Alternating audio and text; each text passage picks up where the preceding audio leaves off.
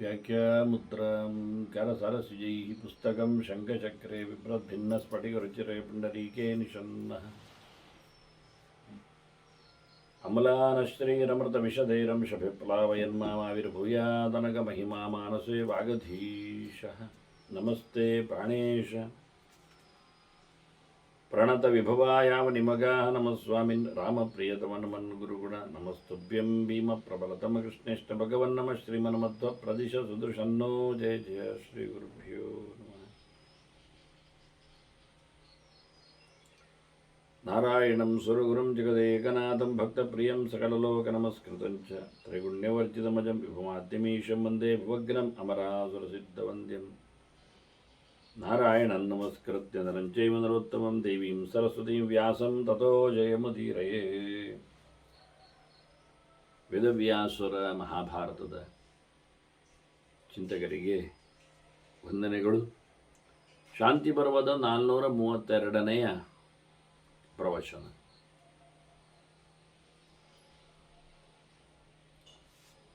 ಪರಾಶರರ ಮಾತುಗಳು. ಅದನ್ನು ಜನಕರಾಜನಿಗೆ ಆತ ತಿಳಿಸಿದ್ದ ಅಂತ ಭೀಷ್ಮರು ಮೋಕ್ಷ ಧರ್ಮದ ಚಿಂತನೆಯಲ್ಲಿ ಧರ್ಮರಾಜನಿಗೆ ಹೇಳ್ತಾ ಇದ್ದಾರೆ. ಅದನ್ನು ಧರ್ಮರಾಜನ ನಂತರದಲ್ಲಿ ಪರೀಕ್ಷಿತ ರಾಜನ ಆಳ್ವಿಕೆಯ ಕೊನೆಗೆ ಜನಮೇಜಯ ಸರ್ಪಸತ್ರವನ್ನು ನಡೆಸುವಾಗ ತಿಳ್ಕೊಳ್ತಾನೆ. ವೇದವ್ಯಾಸರ ಶಿಷ್ಯ ವೈಶಂಪಾಯನರು ಈ ಮಹಾಭಾರತದ ಮಹಾಚರಿತೆಯನ್ನು ತಿಳಿಸ್ತಾರೆ. ಅಲ್ಲಿ ಸೇರಿದ ಸೂತರು ಉಗ್ರಶ್ರವಸ್ಸು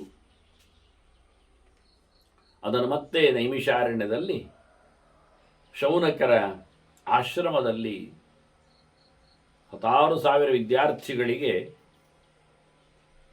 ಬೋಧನೆಯನ್ನು ನೀಡುತ್ತಾರೆ ಅಂತ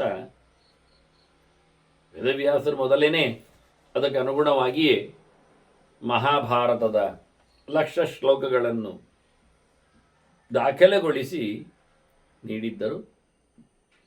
ನಮಗೀಗೆ ಅಂತಹ ಮಹಾಭಾರತ ಕೊನೆಯ ಹಂತದಲ್ಲಿ ಪ್ರವಚನವನ್ನು ಪಡೆದಿರುವ ರೀತಿಯಲ್ಲಿ ದೊರಕಿದೆ. ಪರಾಶರರು ಇಲ್ಲಿಂದ ಬಿಡುಗಡೆಗೆ ಬೇಕಾಗಿರತಕ್ಕಂತಹ ಧರ್ಮದೆಡೆಗೆ ಮನುಷ್ಯನಲ್ಲಿ ವೈರಾಗ್ಯಕ್ಕೆ ಕಾರಣವಾಗಿ ಇರಬೇಕಾದ ಸಂಗತಿಗಳಲ್ಲಿ ಚಿಂತನೆಗಳನ್ನು ಕೊಡ್ತಾ ಇದ್ದಾರೆ. ಮನುಷ್ಯ ಹಚ್ಚಿಕೊಳ್ಳುವುದು ಹೆಚ್ಚು, ಬಿಚ್ಚಿಕೊಳ್ಳುವುದು ಕಡಿಮೆ. ಹಾಗಾಗಿ ಆತನಿಗೆ ಸ್ನೇಹಪಾಶೈ ಬಹುವಿಧೈ ಆಸಕ್ತ ಮನಸೋ ನರಾಹ, ಪ್ರೀತಿಯ ಹಗ್ಗಗಳಿಂದಾಗಿ ಸಿಕ್ಕಿಬೀಳುತ್ತಾನೆ. ಸಂಕೋಲೆಗಳದು ಬಹಳ ಪ್ರಕಾರದ್ದು. ವಾಸ್ತವವಾಗಿ ಪ್ರೀತಿಸುತ್ತಾರೆ ಅಂತ ಪ್ರೀತಿಸುತ್ತಾರೆ ಎನ್ನುವುದು ಸತ್ಯ. ಇನ್ನು ಕೆಲವೊಮ್ಮೆ ಪ್ರೀತಿಸಬೇಕು ಎನ್ನುವುದು ಪ್ರೀತಿಸುತ್ತಾರೆ ಎನ್ನುವುದು ಸತ್ಯ. ಇನ್ನು ಅವರು ದ್ವೇಷಿಸಬಾರದು ಅಂತ ನೆಲೆಯಲ್ಲಿ ಪ್ರೀತಿಸುವುದು ಮತ್ತೊಂದು ಸತ್ಯ. ಹೀಗಾಗಿ ಇದರ ಬಗ್ಗೆ ಬಹಳ ದೊಡ್ಡದಾದಂತಹ ಜಿಜ್ಞಾಸೆಯನ್ನು ಗೋಪಿಕೆಯರು ಕೃಷ್ಣನ ಮುಂದೆ ಇಟ್ಟಿದ್ರು. ನಾನು ನಿಮ್ಮನ್ನು ಬಹಳಷ್ಟು ಹಚ್ಚಿಕೊಂಡಿದ್ದೇವೆ ಕೃಷ್ಣ, ನೀನೇಕೆ ನಮ್ಮನ್ನು ಉದಾಸೀನ ಭಾವದಲ್ಲಿ ನೋಡುತ್ತಿರುವೆ ಅಂತ, ಉದಾಸೀನನಾಗಿದ್ದೇಯೇ ಅಂತ ಆಕ್ಷೇಪಪೂರ್ವಕವಾಗಿ. ಆದರೆ ಒಂದು ಮಾತು, ಗೋಪಿಗೆಯರು ನೀನೇಕೆ ನಮ್ಮನ್ನು ದ್ವೇಷಿಸುವೆ ಅಂತ ಕೇಳಲಿಲ್ಲ. ಅದು 3ನೇ ಹಂತ. ಹೀಗಾಗಿ ಮನುಷ್ಯ ಬಲಾತ್ಕಾರಕ್ಕೆ ಅನಿವಾರ್ಯತೆಗೆ ಒಳಪಟ್ಟು ಹಚ್ಚಿಕೊಳ್ಳಬೇಕಾಗತ್ತೆ ಜಗತ್ತನ್ನು, ಮನೆ ಮಂದಿಯನ್ನು. ಜನರ ಮಾತುಗಳನ್ನು ಅವರ ಚರ್ಯಗಳು. ಹೀಗಾಗಿ ಸೋತು ಹೋಗ್ತಾನವ. ಪ್ರಕೃತಿಸ್ಥಾಹ ವಿಷೀದಂತಿ ಜಲೆ ಸೈಕತ ವೇಶ್ಮವತ ಅಂತಾರೆ. ನೀರಿನಲ್ಲಿ ನೀವು ಮರಳಿನ ಮನೆ ಕಟ್ಟಿದರೆ ಏನಾಗುತ್ತೆ ಕೇಳುತ್ತಾರೆ. ಕೊಚ್ಚಿ ಹೋಗುತ್ತೆ, ಬಿದ್ದೋಗುತ್ತೆ, ಉಳಿಯೋದಿಲ್ಲ ಆಗತ್ತೆ. ಕಟ್ಟುವಾಗಲೇ ನೀರಿನಲ್ಲಿದ್ದರೆ ಆಗುವುದಿಲ್ಲ. ಅದರಿಂದ ಜಲೆ ಅಂದಾಗ ನೀರಿನಲ್ಲಿ ಕಟ್ಟಲಿಕ್ಕೆ ಬರುವುದಿಲ್ಲ ಮಣ್ಣಿನ ಗೂಡನ್ನು. ಅದರಿಂದ ಇದು ಲಾಕ್ಷಣಿಕವಾಗಿ ಅಂತ ಹೇಳಿಕೊಳ್ಳುವಂತೆ ಗಂಗಾ ಘೋಷ ಅಂತ ಹೇಳಿದಾಗೆ, ಗಂಗಾಯಾಮ್ ಘೋಷ ಹೇಳಿದಾಗೆ ತೀರೆ ಅಂತ ದಡದಲ್ಲಿ, ನೀರಿನ ದಡದಲ್ಲಿ ಅಂತ ಅರ್ಥ. ನೀರಿನ ದಡದಲ್ಲಿ ಅಂದಾಗ ನದಿಯ ದಡದಲ್ಲಿ ಆದರೂ ಪರವಾಗಿಲ್ಲ, ನದಿ ಬೆಳೆದಾಗ ಹಾಳಾಗಿ ಹೋಗುತ್ತೆ. ಸಮುದ್ರದ ಬದಿಯಲ್ಲಿ ಆದರೆ ಬಹಳ ಚೆನ್ನಾಗಿರುತ್ತೆ. ಸಮುದ್ರದ ದಂಡೆಯಲ್ಲಿ ಮರಳಿನಲ್ಲಿ, ಅದಕ್ಕೆ ಸೈಕದ ಶಬ್ದ ಹಾಕಿದ್ದೀವರು, ಮರಳು ಅಂತ, ಮಣ್ಣಿ ಅಂತಲ್ಲ.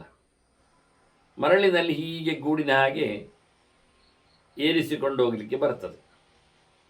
ಆದರೆ ಒಂದೆರಡು ಕ್ಷಣದಲ್ಲಿ ಅಲೆಯ ಅಬ್ಬರಕ್ಕೆ ಅದು ನೀರೊಳಗೆ ಸೇರ್ತದೆ, ನೆಲಗಚ್ಚುತ್ತದೆ. ಹಾಗೆ ಅಂತ ಮನುಷ್ಯ ಈ ಲೋಕದಲ್ಲಿ ಹಚ್ಚಿಕೊಂಡು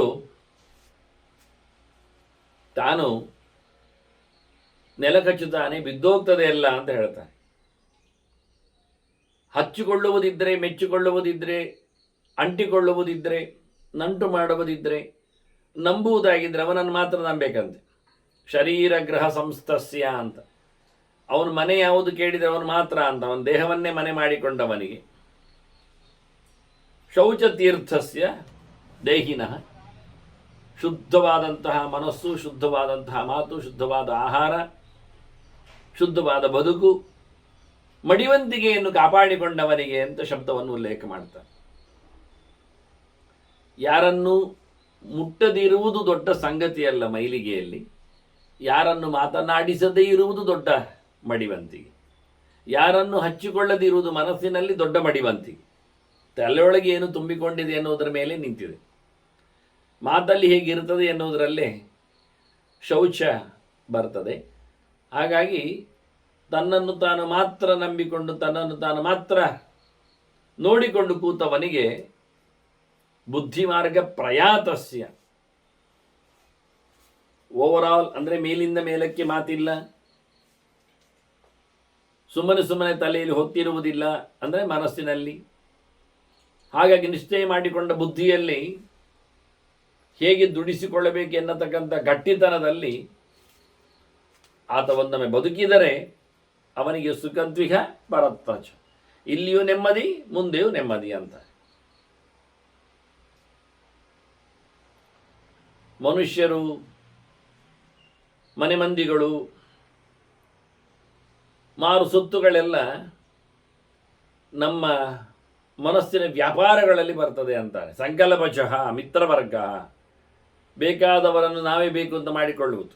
ನಮ್ಮ ಮನಸ್ಸಿನಲ್ಲಿ ಅವರನ್ನು ನಾವು ಇರಬೇಕು ಅಂತ ಟಿಕ್ಕ ಹಾಕ್ತೇವೆ, ಬೇಡ ಆದರೆ ಬಿಡ್ಕೊಡ್ತೇವೆ. ಆಗ ಇವರೆಲ್ಲ ನಮ್ಮ ಯೋಚನೆಗಳಿಗೆ ಅನುಗುಣವಾಗಿ ಬಂದವರೆಲ್ಲ. ಜ್ಞಾತಯ ಕಾರಣಾತ್ಮಕ.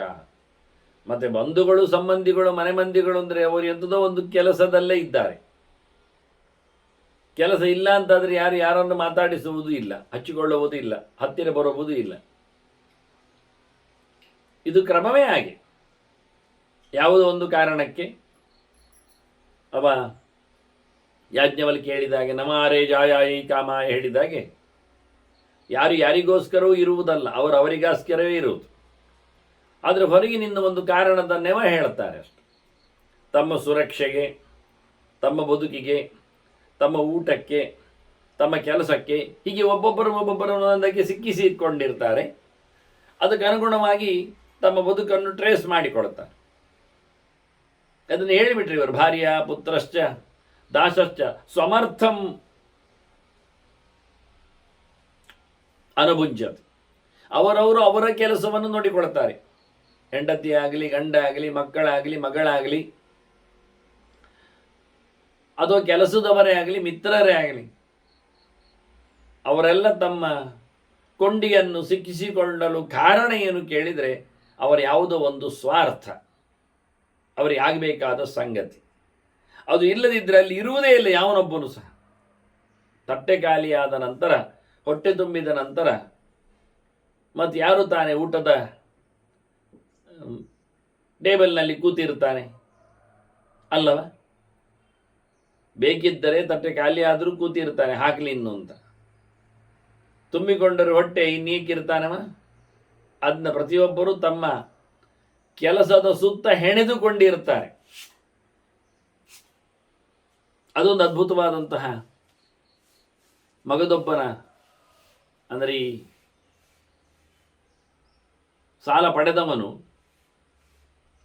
ಪ್ರತಿನಿತ್ಯ ನೆನಪಿಸಿಕೊಳ್ಳುತ್ತಾನೆ ದುಡ್ಡು ಕೊಟ್ಟವನನ್ನು. ಎಂಥದಕ್ಕೆ ಕೇಳಿದರೆ ಅವನ ಪ್ರಾರ್ಥನೆ ಇರ್ತದೆ. ಏನಂತ ಕೇಳಿದರೆ ಅವರು ಬೇಗ ಸತ್ತೋಗಲಿ ಅಂತ.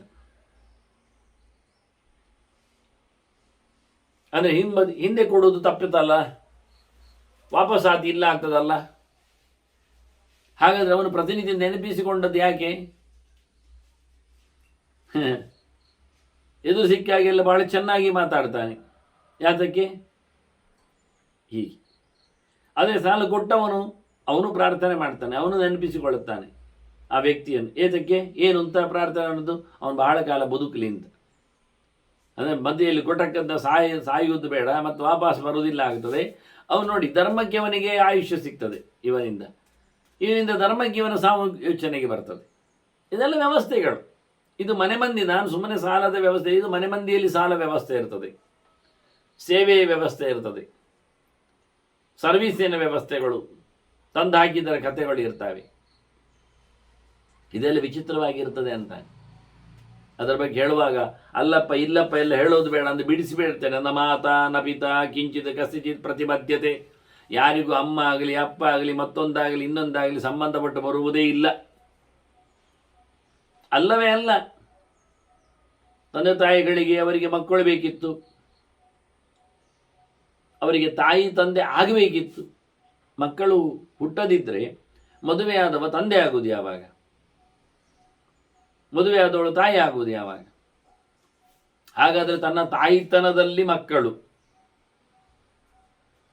ಈ ರೀತಿಯಾಗಿ ಹಾಗೆ ವ್ಯಕ್ತಿಗೆ ಹೇಳುವಾಗ, ನೀನು ಎಷ್ಟು ಬಾರಿ ಹುಟ್ಟಿ ಬಂದಿದ್ದೀಯ, ಎಲ್ಲೆಲ್ಲ ಇದ್ದೀಯ, ಯಾರದ್ದೋ ಯಾವುದೋ ಪ್ರಕಾರದ ಋಣದ ಬಾಕಿಗಾಗಿ ಬಂದಿರಬೇಕು. ಹಾಗಾಗಿ ಹೋಗುವಾಗ ತಂದೆ ಬರುವುದಿಲ್ಲ, ತಾಯಿ ಇರುವುದಿಲ್ಲ, ಉಳಿದವರು ಯಾರೂ ಅಲ್ಲ. ಮತ್ತೇನಿರ್ತದೆ ಕೇಳಿದರೆ, ಯಾವತ್ತು ವ್ಯಕ್ತಿಗೆ ಪ್ರಯಾಣದಲ್ಲಿ ಜೊತೆಗಾರ ಯಾರು ಅಥವಾ ಜೊತೆಗಾತಿ ಯಾವುದು ಕೇಳಿದರೆ, ಅವನು ಹೊತ್ತುಕೊಂಡ ಬುತ್ತಿ, ಡಬ್ಬಿ, ಪೆಟ್ಟಿಗೆ ಅಷ್ಟೇ. ದಾರಿಯಲ್ಲಿ ಖರ್ಚಿಗೆ ಆಗ್ತದೆ ಹೇಳಿಕೊಂಡು ತಿನ್ನಲಿಕ್ಕೆ ತಗೊಂಡೋಗಿರ್ತಾನಲ್ಲ, ಅದನ್ನೇ ತಿಂದು ಸಂತೋಷ ಪಡ್ತಾನೆ, ಮುಂದುವರಿತಾನೆ, ರೆಡಿಯಾಗಿರ್ತಾನೆ. ಹೋಗುವಾಗ ಹೇಳಿರ್ತಾನೆ, ನೀನು ಹೋಗುವ ದಾರಿಯಲ್ಲಿ ಮತ್ತೆ ಯಾವುದೇ ಡಾಬಾಗಳು ಇಲ್ಲ, ಅದರಿಂದ ಡಬ್ಬಿ ಹೊಡ್ಕೊಂಡು ಹೋಗು, ಮತ್ತು ಯಾರು ಸಿಗುವುದಿಲ್ಲ, ಹಾಗಾಗಿ ಇಟ್ಕೊಂಡು ಹೋಗು, ತೊರೆಯೂ ಇಲ್ಲ ನೆರೆಯೂ ಇಲ್ಲ, ಹಾಗಾಗಿ ಏನು ಬೇಕಾದರೂ ಅದನ್ನು ಕೈಯಲ್ಲಿ ದಾಸ್ತಾನು ಮಾಡಿಕೋ ಅಂತ ಹೇಳಿರ್ತಾರೆ. ಹೋದವರು ಮೊದಲು ತಿಳಿಸಿಕೊಂಡಿರ್ತಾರೆ. ಅಲ್ಲದಾದರೂ ನಾವು ರೆಡಿಯಾಗಿರುತ್ತೇವೆ, ಏನಾದರೂ ಇರಲಿ ಅಂತ. ಹೀಗಾಗಿ ಬಹಳ ಚಂದವಾಗಿ ದಾನಪತ್ಯೋದನಃ ಜಂತು ಸ್ವಕರ್ಮ ಫಲಮಶ್ನುತೆ. ಮನುಷ್ಯ ತಾನು ಏನು ಮಾಡಿದ್ದಾನೋ ಕೊಟ್ಟಿದ್ದಾನೋ ಅದರ ಬುತ್ತಿಯಲ್ಲಿ ಮುಂದೆ ಉಣ್ಣಲು ಹೊರಟೇ ಇರ್ತಾನೆ. ಹಾಗಾಗಿ ಯಾರು ಮನೆ ಮಂದಿಯವರನ್ನು ಪಾಸು ಮಾಡಲಿಕ್ಕೆ ಬರುವುದಿಲ್ಲ. ಅವನೇ ಪಾಸಾಗಬೇಕು, ಅವನಿಗೆ ಬೇಕಾದ್ದನ್ನು ಅವನೇ ನಡೆಸಿಕೊಂಡಿರಬೇಕು. ಕೈಯಲ್ಲಿ ಹೊತ್ಕೊಂಡು ಹೋಗ್ಲಿಕ್ಕೆ ಬಿಡುವುದಿಲ್ಲ, ಆದ್ದರಿಂದ ಕೊಟ್ಟೋಗಿ ಹೋಗ್ಬೇಕು. ಅದನ್ನ ಇಲ್ಲಿ ಕೊಟ್ಟೋಗು, ಅಲ್ಲಿ ನಿನಗೆ ದೊರಕತ್ತೆ. ಇಲ್ಲಿ ಏನು ನೀನು ಸಮರ್ಪಿಸಿಕೊಳ್ತೀಯ ಅದನ್ನು ನೀನು ಮುಂದೆ ಬುತ್ತಿಯಾಗಿ ಉಣ್ಲಿಕ್ಕೆ ಸಿಗುತ್ತೆ ಅಂತ ಹೇಳುತ್ತೆ. ಮಾತಾ ಪುತ್ರ ಪಿತಾ ಭ್ರಾತ ಭಾರ್ಯ ಮಿತ್ರಜನಸ್ತದ ಅಷ್ಟಾಪದ ಪದಸ್ಥಾನೆ ಲಾಕ್ಷ ಮುದ್ರೇ ದೃಶ್ಯತೆ. ಬಹಳ ಚೆನ್ನಾಗಿರುತ್ತದೆ. ಇವರೆಲ್ಲ ಎಂತ ಕೇಳಿದರೆ, ಒಂದೊಂದು ಕಡೆಯಲ್ಲಿ ಒಂದೊಂದು ರೀತಿಯಲ್ಲಿ ಮಾಡಿರತಕ್ಕಂಥ ಬೀಗ ಮುದ್ರೆಗಳಿದ್ದಾಗೆ. ಅಚ್ಚೊತ್ತಲು ಬರ್ತಾರೆ, ಹೆಸರು ಮಾಡಲು ನಿಲ್ತಾರೆ, ಮತ್ತು ಯಾವುದಕ್ಕೂ ಇಲ್ಲ. ಒಂದು ಒಳ್ಳೆಯ ದುಡ್ಡಿನ ಪೆಟ್ಟಿಗೆಗೆ ನಾವು ಬೀಗ ಹಾಕಿ ಮುದ್ರೆ ಹಾಕಿ ಇಡ್ತೇವೆ.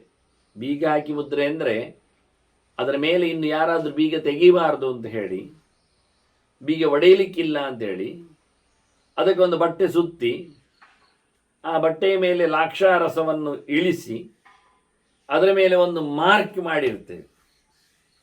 ಅದು ಮುದ್ರೆ, ರಾಜಮುದ್ರೆ ಇದ್ದಾಗೆ. ಆ ಮಾರ್ಕ್ ಉಣಗಿ ಅದು ಲಾಕ್ಷಾರಸ ಬಿಸಿಯಾದಾಗ ಹಾಕಿದ್ದು ಮೆಲ್ಟಾಗಿ ಹಚ್ಚಿಕೊಂಡದ್ದು ಅಲ್ಲೇ ಇರ್ತದೆ ಅಂಟಿಕೊಂಡು. ಅದರ ಮೇಲೆ ಮುದ್ರೆ ಬಿದ್ದದ್ರಿಂದ ಹಸಿಯದರ ಮೇಲೆ ಮುದ್ರೆ ಅಚ್ಚೊತ್ತಿಕೊಳ್ಳುವ ಮೂಲಕ ಹೆಸರನ್ನು ಸೂಚಿಸುತ್ತದೆ.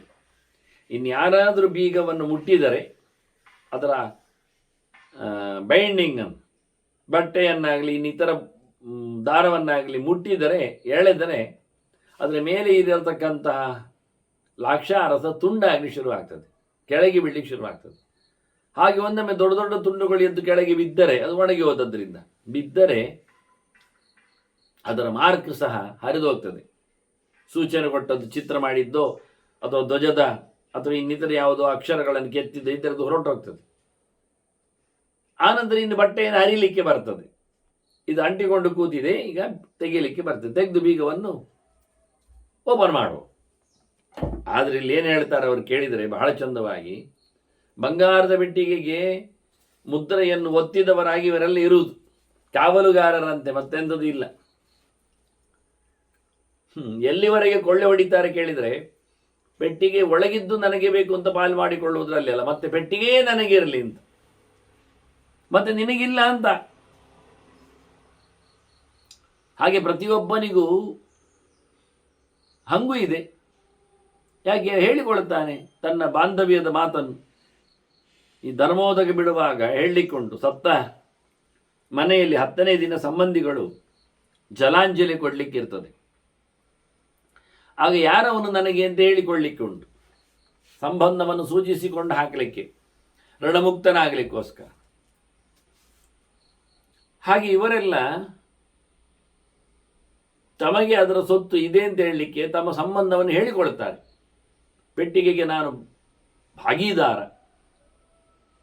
ಯಾಕೆ ಕೇಳಿದರೆ, ಹೋದವನ ವ್ಯಕ್ತಿ ನಾನು ಹೀಗಾಗಿದ್ದೇನೆ, ಹಾಗಾಗಿದ್ದೇನೆ. ತಂದೆ ತಾಯಿ ಬಹಳ ಕಷ್ಟದಲ್ಲಿ ಹೇಳಲಿಕ್ಕೆ ಬರ್ತದೆ. ಇದ್ದರೂ ಇರಬಹುದು, ಅವರು ಹೋದರೂ ಹೋಗಿರಬಹುದು. ಆದರೆ ಅಣ್ಣ ತಮ್ಮಂದಿರೆಲ್ಲ ಸ್ವಲ್ಪ ಜಾಸ್ತಿ ಆಗ್ತಾರೆ. ಸಂಬಂಧಪಟ್ಟವರೆಲ್ಲ ದೂರದ ಸಹೋದರನೇ ಆಗಬೇಕಾಗಿಲ್ಲ, ಅಣ್ಣ ಅಥವಾ ತಮ್ಮ.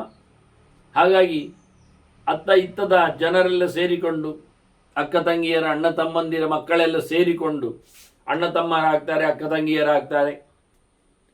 ಇನ್ನು ಮುಂದಕ್ಕೆ ಹೋಗ್ತಾ ಈಗಂತೂ ಹೊರಗಿನ ಜಗತ್ತಿನಲ್ಲಿ ಎಲ್ಲರೂ ಅಂಕಲಿ, ಎಲ್ಲರೂ ಆಂಟಿ. ಹಾಗಾಗಿ ಸಮಸ್ಯೆ ಹೆಚ್ಚಿಲ್ಲ ಸಂಬಂಧಕ್ಕೆ. ಅದರ ಆಚೆಗೆ ಮಿತ್ರನು ಭಾಗಿದಾರನಾಗ್ತಾನೆ. ಕೆಲವೊಮ್ಮೆ ನಾನು ಅವನು ಫ್ರೆಂಡು ಅಂತಾನೆ, ಎಲ್ಲದರಲ್ಲಿ ನಿಂತವನು ಅಂತಾಳೆ. ಇನ್ನು ಮುಂದಕ್ಕೆ ಹೋದರೆ ಕೆಲಸದವರಿದ್ದಾರೆ, ಅವರಂತೂ ಬಹಳ ಚೆನ್ನಾಗಿ ಡಿಮಾಂಡ್ ಮಾಡ್ತಾರೆ. ನಮಗವರು ಕೊಡದೆ 3 ತಿಂಗಳಾಗಿದೆ ಸಂಬಳ ಅಂತಾರೆ ಕೆಲವೊಮ್ಮೆ. ಅವನು ಬೋನಸ್ ಕೊಟ್ಟೆ ಸತ್ತಿರಲಿ, ಮುಂದಿನ 3 ತಿಂಗಳದ ಪಗಾರವನ್ನು ಅವನು ಎಸದೇ ಹೋಗಿರಲಿ. ಆದರೆ ಇವರು ಹೇಳುವಾಗ ಬಾಕಿ ಇದೆ ಅಂತಲೇ ಹೇಳುವವರು. ಹೀಗಾಗಿ ಎಲ್ಲರೂ ಕಾಯ್ತಾ ಇದ್ದಾರೆ, ಯಾವತ್ತು ಇಡುಗಂಟು ಅದು ಮುರಿಲಿಕ್ಕೆ ಸಿಗುತ್ತೆ ಅಂತ. ಸರ್ವಾಣಿ ಕರ್ಮಾಣಿ ಪುರಾಕೃತಾನಿ ಶುಭಾನಿ ಆತ್ಮನಃ ಯಾಂತಿ ಜಂತೋ. ಏನಾದರೂ ಹಿಂದೆ ಮಾಡಿದ್ದರ ಫಲವನ್ನೇ ಮನುಷ್ಯ ಪಡೀಲಿಕ್ಕಿರುವಂಥದ್ದು.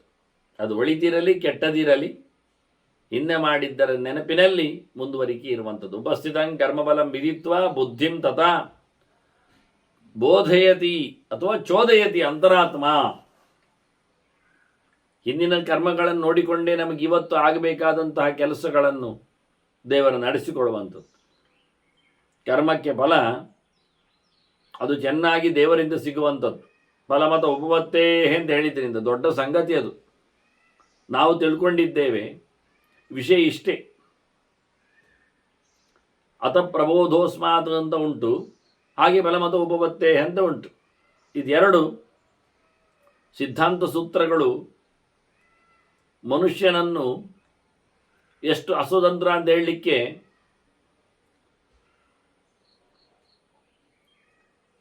ಬಂದುಬಿಟ್ಟಿವೆ. ನಾವು ಮಲಗ್ತೇವೆ, ಶ್ರಮವಹಿಸಿ ಮಲಗ್ತೇವೆ, ತಿಂದುಂಡು ಮಲಗ್ತೇವೆ,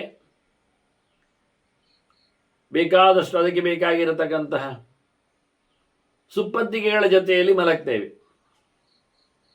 ಅಲ್ಲವಾ? ಮಲಗಿದ ಕೋಣೆ ಹೇಗಿರಬೇಕೆನ್ನುವುದೇ ನಮ್ಮದು ಸಂಭ್ರಮದಲ್ಲಿರ್ತದೆ. ಅದರಲ್ಲಿ ಮತ್ತೆ ಯಾವ ರೀತಿಯಲ್ಲಿ ಕಾಟ್ಗಳಿರಬೇಕು, ಬೆಡ್ಗಳಿರಬೇಕು, ಮಂಚಗಳಿರಬೇಕು ಇರ್ತದೆ. ಅದರ ಆಚೆಗೆ ಸುತ್ತಮುತ್ತಲ ಆ ಕೋಣೆಯಲ್ಲಿ ಇರಬೇಕಾದ ಸೊತ್ತುಗಳು ಯಾವುದೆಲ್ಲ ಬರಬೇಕು ಇರ್ತದೆ. ಮತ್ತು ಇನ್ನು ಮುಂದುವರಿದ ನಾವು ಬಿದ್ದುಕೊಳ್ತೇವೆ, ಅಂದರೆ ಮಲಗಿ ಬಿಡುತ್ತೇವೆ. ಅದಕ್ಕೆ ಬೇಕಾಗಿರ್ತ ನಮ್ಮ ಮೈ ಮೇಲೆ ಏನೆಲ್ಲ ಇರಬೇಕು, ಉಡುಪು ತೊಡುಪುಗಳಾಗಲಿ, ಅದು ನೈಟ್ ಡ್ರೆಸ್ಸೇ ಬೇರೆ ಇರ್ತದೆ. ಅದರೊಟ್ಟಿಗೆ ಹೊದಿಕೆಗಳು, ಅಕ್ಕಪಕ್ಕದಲ್ಲಿ ಹೊರಳಲಿಕ್ಕೆ ಬೇಕಾದರೆ ದಿಂಬುಗಳು, ಅದಕ್ಕೆ ಮತ್ತೆ ಕವರ್ಗಳು, ಮತ್ತೆ ತಿರುಗುವ ಮೇಲಿನ ಸೊತ್ತುವೋ ಎಸಿಯೋ ಗಾಳಿಗೋ ಸದ್ದಿಗೋ ಇನ್ನಿತರಗಳಿವು. ಇಷ್ಟೆಲ್ಲ ಮಾಡಿಕೊಂಡು ನಾವು ಮಲಗಿ ಬಿಡುತ್ತೇವೆ. ನಿದ್ದೆಯನ್ನು ನಮಗೆ ಬರ್ತದೆ ಅಂತ ತಿಳ್ಕೊಳ್ಳಿ. ಈಗ ಎಚ್ಚರ ಆದದ್ದು ಹೇಗೆ? ಅದು ಹೇಗೆ ಆಗ್ತದೆ ಎಚ್ಚರ? ನಿದ್ದೆಯಲ್ಲಿ ಮಲಗಿದ ನಂತರ, ಮಲಗಿ ನಿದ್ದೆಯನ್ನು ಮಾಡಿದ ಮೇಲೆ ಇದು ಯಾವುದಾದ್ರೂ ನಮ್ಮೊಟ್ಟಿಗೆ ಬರ್ತದ, ಗೊತ್ತಾಗ್ತದ? ಮೇಲೆ ತಿರುಗುವ ಬಹಳ ಚಂದವಾದ ವಿನ್ಯಾಸ ಪಡೆದ ಫ್ಯಾನಿನ ಕತೆ ಆದರೂ ನಮಗೆ ಗೊತ್ತುಂಟ? ಅಥವಾ ಸುತ್ತಮುತ್ತಲು ನಾವು ಹಾಕಿಕೊಂಡಿರತಕ್ಕಂತಹ ವಸ್ತ್ರಗಳ ವಿನ್ಯಾಸಗಳ, ಉಡುಪು ತೊಡುಪುಗಳ ಏನಾದರೂ ಬಗ್ಗೆ ಗೊತ್ತುಂಟ? ಇನ್ನು ಮಲಗಲಿಕ್ಕೆ ಕೆಲವರಿಗೆ ಮಂಚಗಳಲ್ಲಿ ಭಾರಿ ವಯ್ಯಾರ ನೆನಪುಗಳೆಲ್ಲವಿವೆ. ಅದೆಲ್ಲಿ ನೆನಪಾಗ್ತದೆ? ಅದೆಲ್ಲಿ ಕಾಣಲಿಕ್ಕೆ ಸಿಗ್ತದೆ? ಅದರ ಮೇಲೆಲ್ಲ ಮುಚ್ಚಿರ್ತಾರೆ ಬೇರೆ, ಬೆನ್ನಿಗದು ತಾಗಿರುವುದಿಲ್ಲ. ಏನು ಕತೆ ಎಂದು ಯೋಚನೆ ಮಾಡಿದರೆ ಇದು ಯಾವುದು ಅಲ್ಲ. ಎಚ್ಚರ ತರಲಿಕ್ಕೆ ಇದು ಯಾವುದು ಕಾರಣವೂ ಅಲ್ಲ, ನಿದ್ದೆ ಬರಲಿಕ್ಕೆ ಇದು ಯಾವುದು ಉಪಕಾರಕವೂ ಅಲ್ಲ. ಹೇಗೋ ಹಾಗೆ ಮನುಷ್ಯನ ಕಥೆಗಳೆಲ್ಲ ಹಾಗೆ. ಅದರಂತೆ ಎಚ್ಚರಗೊಳಿಸಿದವ ನಮಗೆ ದೇವರಲ್ಲದಿನ್ಯಾರೂ ಅಲ್ಲ. ಎಲ್ಲ ಇಂದ್ರಿಯಗಳು ಮಲಗಿಬಿಟ್ಟಿವೆ ಆಗ. ಹಾಗಾಗಿ ಭಗವಂತ ಹೇಗೆ ನಿನ್ನನ್ನು ಮತ್ತೆ ಎಬ್ಬಿಸಿ ಎಲ್ಲದರ ಸಂಪರ್ಕವನ್ನು ಎಟ್ ಎ ಟೈಮ್ ಸಿಕ್ಕಿಸಿ ಬಿಡುತ್ತಾನೆ. ಎದ್ದ ಬಳಿಕ ಒಂದೊಂದೇ ಸ್ವಿಚ್ಗಳ ಆನ್ ಅಲ್ಲ, ಏಳುವಾಗಲೇ ಎಲ್ಲವೂ ಸ್ವಿಚ್ಗಳ ಆನ್ ಆಗಿರ್ತದೆ. ಹಾಗೆ ನೀನು ಮಾಡತಕ್ಕಂಥ ಕೆಲಸಗಳಿಗೆ ಯೂನಿವರ್ಸ್ ಆಗಿ ವಿಶ್ವದಲ್ಲಿ ಬರತಕ್ಕ ಎಲ್ಲ ಕೆಲಸಗಳನ್ನು ಇಟ್ಟುಕೊಂಡು ಅದಕ್ಕೆ ಸಮರ್ಪಕವಾದಂತಹ ರಿಸಲ್ಟ್, ಫಲವನ್ನು ಕೊಡುವುದು ದೇವರು ಮಾತ್ರನೇ, ಮತ್ತಾರೂ ಅಲ್ಲ. ಮತ್ತಾರಿಗೂ ಇಲ್ಲ ಪವರ್ ಆಗಲಿ ಅದರ ಯೋಗ್ಯತೆ ಆಗಲಿ. ಹಾಗಾಗಿ ನೀನು ಮಾಡಿದ್ದಕ್ಕೆ ಅನುಗುಣವಾಗಿ, ಯಾವತ್ತೋ ಮಾಡಿರತಕ್ಕಂತಹ ವ್ಯವಸ್ಥೆಗಳಿಗೆ ಅನುಗುಣವಾಗಿ ಇವತ್ತು ದೇವರು ನಿನಗೆ ಒಳಗೆ ಇದ್ದಾನವನು, ಹೊರಟು ಹೋಗಿಲ್ಲ, ದೂರದಲ್ಲಿ ಇರುವುದಲ್ಲ ಅವನು. ಅದಕ್ಕೆ ಅನುಗುಣವಾಗಿ ಅವನು ಪ್ರಚೋದನೆ ಮಾಡುತ್ತಾನೆ. ವ್ಯವಸಾಯಂ ಸಮಾಶ್ರಿತ್ಯ ಸಹಾಯಾನ್ ಯಹ ಅಧಿಗಚ್ಚತಿ ನತಸ್ಯ ಕಶ್ಚಿದ್ ಆರಂಭ ಕದಾಚಿದ್ ಅವಸೀದತಿ. ಯಾರು ತನ್ನ ಪ್ರಯತ್ನವನ್ನು ಸರಿಯಾಗಿ ಉಪಯೋಗಿಸಿಕೊಳ್ಳುತ್ತಾನೆ ಅವನು ಕೆಲಸ ಮಾಡಿದ್ದು ಸಕ್ಸಸ್ ಆಗ್ತದೆ. ಆದರೆ ಒಂದು, ಅವನು ಆರಂಭಗೊಳಿಸಿದ ಕೆಲಸ ಆಗಲಿಕ್ಕೆ ಕಾರಣ ಅವನಿಗೆ ಸಹಾಯಕರು ಇರಲಿಕ್ಕೆ ಹೋಗಿ. ನನಗೆ ಯಾರು ಸಹಾಯಕಿಯಲ್ಲಿದ್ದರೆ, ನಿನ್ನ ಒಟ್ಟಿಗೆ ಇದ್ದವರು ಸಹಾಯಕರಿದ್ದಾರೆ ಮಾರಾಯ. ಮೊದಲ ಬಾರಿಗೆ ಅಂತರಾತ್ಮ ಇದ್ದಾನೆ, ಪರಮಾತ್ಮ ಇದ್ದಾನೆ, ಒಳಗೆ ಕೂತವ, ಹೊರಗೆ ನಿಂತವ. ಹಾಗಾಗಿ ಯಾರು ನಿಜವಾಗಿ ತನ್ನ ಸಹಾಯನಾಗಿ ದೇವರನ್ನು ಯೋಚನೆ ಮಾಡ್ತಾನೆ ಅವನ ಕೆಲಸ ಸಕ್ಸಸ್ ಆಗ್ತದೆ. ಒಂದು ದೇವರು ಮಾತ್ರ ಅಲ್ಲ, ಅವನು ಪ್ರಾಣನ ಮಾಧ್ಯಮದಲ್ಲಿ ಕೆಲಸ ಮಾಡಿಸ್ತಾನೆ. ಹಾಗಾಗಿ ಪ್ರಾಣನನ್ನು ಯಾರು ನೆನಪಿಸ್ತಾನೆ ಅವನ ಕೆಲಸ ಸಕ್ಸಸ್ ಆಗ್ತದೆ. ಪ್ರಾಣ ತಾನು ಮಾತ್ರ ಅಲ್ಲ, ತನ್ನ ಕೈಗಳಿಗೆ ಬೇಕಾದಷ್ಟು ತತ್ವಾಭಿಮಾನಿಗಳನ್ನೆಲ್ಲ ತೊಡಗಿಸಿದ್ದಾನೆ. ಹಾಗಾಗಿ ಮಾಡಿಕೊಂಡದ್ದರ ಸಿಂಹಪಾಲ ಅವರದ್ದು ಅಂತ ಯಾರು ನೆನಪಿಸಿಕೊಳ್ಳುತ್ತಾನೆ, ಅವನ ಆರಂಭ ಅದು ಮುಗಿತಾಯಕ್ಕೆ ಬರ್ತದೆ. ಹಾಗಾಗಿ ಸರ್ವೇಂದ್ರಿಯಾಭಿಮಾನಿಸ್ಥ ಮುಖ್ಯ ಪ್ರಾಣಸ್ಥ ವಿಷ್ಣುನ ಪ್ರೇರಿತ ಶ್ರೀಶತುಷ್ಟ್ಯರ್ಥಂ ಕರಿಷ್ಯೆ ಕರ್ಮ ಚಾಕಿಲಂ ಎನ್ನುವ ಪ್ರಾರ್ಥನೆ. ಏನು ಕೆಲಸ ಮಾಡುವುದಾದರೂ ನಾನು ಮಾಡ್ತೇನೆ ಅಂತ ಹೇಳುವುದಕ್ಕಿಂತ ಮಾಡಿಸ್ತಾನೆ ದೇವರು.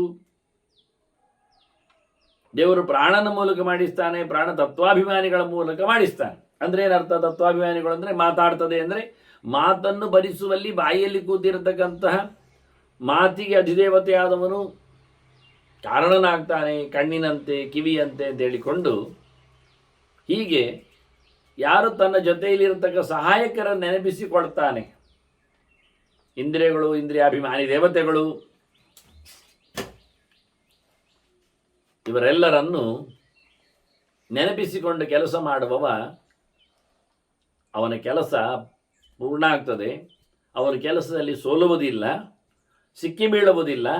ಅಷ್ಟೇ ಅಲ್ಲದೆ ಯೋಗ್ಯವಾದ ಫಲವನ್ನು ಪಡೆಯಲು ಸಮರ್ಥನೂ ಆಗಿರ್ತಾನೆ.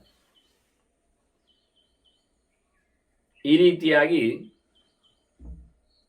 ಅದ್ವೈತ ಮನಸಂಯುಕ್ತಂ ಶೂರಂ ಧೀರಂ ವಿಪಶ್ಚಿತಂ ನ ಶ್ರೀಹಿ. ವಾಸ್ತವವಾಗಿ ಮನುಷ್ಯನಿಗೆ ಬೇಕಾಗಿರತಕ್ಕಂತಹ ಬಾಹ್ಯವಾದ ಸಂಪತ್ತಿರಲಿ, ಆಂತರ ಸಂಪತ್ತಿರಲಿ, ಅದು ಬಿಟ್ಟು ಹೋಗಬಾರ್ದು ಅಂತಾದರೆ ನ ಶ್ರೀಹಿ ಸಂತ್ಯಜತೆ ನಿತ್ಯಂ ಆದಿತ್ಯಮೇವ ರಶ್ಮಯ. ಸೂರ್ಯನಲ್ಲಿ ಕಿರಣಗಳು ಬಿಟ್ಟು ಹೋಗುವುದು ಅಂತ ಇಲ್ಲ. ಸೂರ್ಯ ಸಹಜ ಕಿರಣಗಳ ಸಮೂಹರಾಗಿದ್ದಾನೆ. ರಶ್ಮಿಮಾನ್. ಅದರಂತೆ ಮನುಷ್ಯ ಸಂಶಯ ಇಲ್ಲದ ಸ್ಥಿತಿಯನ್ನು ಪಡೆದರೆ, ಅಂದರೆ ನಿಶ್ಚಯವನ್ನು ಮಾಡಿಕೊಂಡಾಗ, ಅಷ್ಟೇ ಬೋಲ್ಡ್ ಆಗಿ, ಶೂರನಾಗಿ, ಮನಸ್ಸು ಗಟ್ಟಿಯಾಗಿ, ಧೀರನಾಗಿ, ಅದಕ್ಕೆ ಕಾರಣವಾದದ್ದು ಜ್ಞಾನ, ಅರಿವು, ಅದನ್ನು ಸಂಪಾದನೆ ಮಾಡಿಕೊಂಡಿರ್ತಾನೆ. ಅದಕ್ಕನುಗುಣವಾಗಿ ತನ್ನನ್ನು ತೊಡಗಿಸಿಕೊಳ್ತಾನೆ. ಅಂಥವನು ಎಲ್ಲಿಯೂ ಸಹ ಸೋಲು ಇಲ್ಲ, ಗೆಲುವು ಒಂದು ಶ್ರೀಯೆ. ಬಡತನ ಇಲ್ಲ, ಸಂಪತ್ತು ಒಂದು ಶ್ರೀಯೆ. ತಿಳಿದವನು ಸಂಶಯವನ್ನು ಬಿಟ್ಟವನು ಹೇಳಿದ್ದರಿಂದ ವಿಪರೀತ ಜ್ಞಾನ ಇಲ್ಲ, ಅವ ದಡ್ಡನಾಗುವುದಿಲ್ಲ, ಜಾಣನಾಗ್ತಾನೆ. ಇಂಥವನು ಸಕ್ಸೆಸ್ ಅನ್ನೋ ನೆಲೆಯಲ್ಲಿ ಹೇಳ್ತಾರೆ. ಅದಕ್ಕೆ ಬೇಕಾಗಿರತಕ್ಕಂಥ ಅವನಲ್ಲಿ ದುಡಿಮೆ, ಆಸ್ತಿಕ್ಯ ವ್ಯವಸಾಯಾಭ್ಯಾಮ್, ಚೆನ್ನಾಗಿ ಜ್ಞಾನದಂತೆ ಪ್ರಯತ್ನಿಸಬೇಕು, ಭಗವದೆಚ್ಚರವನ್ನು ಗಟ್ಟಿಯಾಗಿಸಿಕೊಂಡಿರಬೇಕು. ಅದರೊಟ್ಟಿಗೆ ಉಪಾಯಾನ್ವಿತೆಯ ಧಿಯ, ಮನಸ್ಸಿನಲ್ಲಿ ಒಳ್ಳೆಯ ಅಂದರೆ ಬುದ್ಧಿಶಕ್ತಿಯಲ್ಲಿ ಸಹಜವಾದ ಯೋಗ ಇರಬೇಕು, ತಂತ್ರಾಂಶಗಳಿರಬೇಕು. ನಡೆಸಿಕೊಡತಕ್ಕಂಥ ಬೇಕಾದಂತಹ ಮೊದಲೇ ಪ್ರೀಯಾಗಿ ಮಾಡಿಕೊಂಡಿರ್ತಕ್ಕ ತಯಾರಿ ಇರಬೇಕು. ಮನುಷ್ಯನಿಗೆ ಮೂರು ಮುಖ್ಯವಾದದ್ದು ಮುಖ್ಯ. ಒಂದು, ಅವನಲ್ಲಿರತಕ್ಕಂಥ ಯೋಗ್ಯತೆ, ಅದಕ್ಕೆ ಅನುಗುಣವಾದ ಪ್ರಯತ್ನ, ಅದರಲ್ಲಿ ದೇವರ ಪರಿಪೂರ್ಣವಾದಂಥ ಬೆಂಬಲ. ದೇವರ ಬೆಂಬಲಕ್ಕೆ ದೇವರ ಬಗ್ಗೆ ಅವನು ಏನೊಂದು ಮಾಡಿಕೊಂಡಿದ್ದಾನೆ, ಸೇವೆ, ಅರಿವು, ಅದೇ ಸಾಕಾಗುತ್ತೆ. ಮತ್ತು ಅವನ ಯೋಗ್ಯತೆಯಂತೆ ಅವನು ಪ್ರಯತ್ನಿಸಿಕೊಳ್ಳಬೇಕಾದ ಅವನಲ್ಲಿದೆ. ಪ್ರಯತ್ನ ಪಡದೇ ಇದ್ದರೆ ಪ್ರಯೋಜನ ಆಗುವುದಿಲ್ಲ. ಅದರ ಕಥೆಯನ್ನು ಉಲ್ಲೇಖ ಮಾಡ್ತವ್ರು ಹೇಳ್ತಾರೆ, ಇಂಥವನು ಅವನು ಯಾವತ್ತು ಮಾಡಿದ್ದು ಸಹ ಮುಂದುವರಿತದೆ ಎನ್ನುವ ನೆಲೆಯಲ್ಲಿ. ಯಾರ ಭಕ್ತಿ ಅನಿಂದ್ಯಾತ್ಮ, ತನ್ನನ್ನು ತಾನು ದ್ವೇಷಿಸಿಕೊಳ್ಳದೆ ಅಥವಾ ಸೊತ್ತು ಪಟ್ಟು ಓವರ್ ಅಂತಾರಲ್ಲ, ಹೆಚ್ಚಿಗೆ ಅಭಿಮಾನದಲ್ಲಿ ಇರಲಾರದೆ ಒಂದು ದೃಷ್ಟಿಯಿಂದ ಅಂತ ರೀತಿಯಲ್ಲಿ ಅವನು ಕೆಲಸ ಮಾಡಿದರೆ ನ ಸೋರ್ಥಾತ್ ಪರಿಸೀದತಿ, ಅವನು ಆ ಕೆಲಸದ ಲಾಭದಿಂದ ವಂಚಿತನಾಗುವುದಿಲ್ಲ. ಟೋಟಲಿ ಅವನು ಯಾವ ಉದ್ದೇಶದಲ್ಲಿ ಕೆಲಸ ಮಾಡಿದ್ದಾನೆ ಅದು ಆಗ್ತದೆ. ಹಾಗಾಗಿ ಇದು ಮೂರನ್ನು ಅವನು ಗಟ್ಟಿ ಮಾಡಿಕೊಳ್ಳಲಿಕ್ಕೆ ಉಂಟು. ಪರಿಶುದ್ಧವಾದ ಯೋಗ್ಯತೆಯನ್ನು ಅನುಸರಿಸಿಕೊಂಡು ಒಳ್ಳೆಯ ರೀತಿಯಲ್ಲಿನ ಪೂರ್ಣ ಪ್ರಮಾಣದಲ್ಲಿನ ಪ್ರಯತ್ನದಲ್ಲಿ ದೇವರ ಪರಿಪೂರ್ಣವಾದಂತಹ ಬೆಂಬಲ ಇರವು ಇದರ ಚಿಂತನೆಯಲ್ಲಿ ನಡೆಸಿದಾಗ ಆಗ್ತದೆ. ಸರ್ವ ಸ್ವಾನಿ ಶುಭಾಶುಭಾನಿ ನಿಯತಂ ಕರ್ಮಾಣಿ ಜಂತು ಸ್ವಯಂ ಗರ್ಭಾತ್ ಸಂಪ್ರತಿಬದ್ಧತೆ ತದುಭಯಂ ಯತ್ನೇನ ಪೂರ್ವಂ ಕೃತಂ. ಮನುಷ್ಯನು ಮಾಡಿರತಕ್ಕಂಥ ಒಳ್ಳೆಯದು ಕೆಟ್ಟದು ಅದೀಗ ಅವನು ಪಡೆಯುವಂಥದ್ದಾಗಿದ್ದರೂ ಅದು ಅವನು ಹುಟ್ಟುವುದರಿಂದಲೇ ಶುರುವಾಗಿದೆ. ಅದಕ್ಕೆ ಗಮನಿಕೆ, ಅದು ಫಿಕ್ಸ್. ಇದು ಹಿಂದೆ ಮಾಡಿದ್ದರದ್ದೇ ಮುಂದುವರಿಕೆ ಅಂತ. ಸೃಷ್ಟಿಯ ಆರಂಭದಲ್ಲಿ ಭಗವಂತ ಈ ಬಾರಿಯ ಸೃಷ್ಟಿಗೆ ಯೋಗ್ಯರಾದವರನ್ನು ಅಂತ ಹೇಳಿ ತನ್ನ ಹೊಟ್ಟೆಯಿಂದ ಈ ಬಾರಿಯ ಯೋಗ್ಯತೆಯಲ್ಲಿ ಯಾರೆಲ್ಲ ಇದ್ದಾರೆ ಅವರನ್ನೆಲ್ಲ ಬ್ರಹ್ಮಾಂಡದಲ್ಲಿ ಹೊರಗೆ ಹಾಕ್ತಾನೆ.